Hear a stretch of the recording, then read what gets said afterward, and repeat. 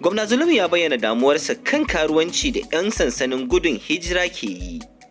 Jama'a barkamu da warhaka, barkamu da sake saduwa da ku a sashen rahotanni wanda ke kawo muku labarai da suka shafi nan gida Najeriya, Afirka da ma duniya baki daya.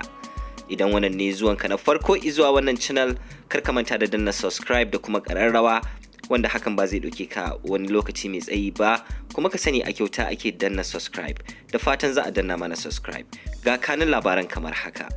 Gwamnan jihar Borno Farfesa Babagana Umara Zulum ya bayyana damuwarsa kan yadda karuwanci da ayyukan asha ke yawaita a cikin sansanin 'yan gudun hijira da ke jihar Borno. Gwamnan ya bayyana hakan ne yayin da wata tawagar gwamnatin majalisar dattawa kan harkoki na musamman ta ziyarce shi ƙarƙashin jagorancin sanata Yusuf Abubakar Yusuf a Maiduguri, kamar yadda leadership ta rawaito.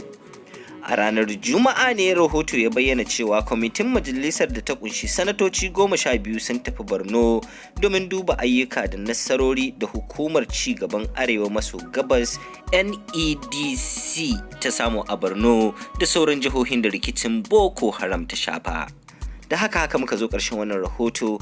Don samun labarai a koda yaushe, kar ka manta da danna subscribe da kuma ƙararrawa gami da yin sharing. Sai mu sake saduwa da ku a cikin wani sabon shirin.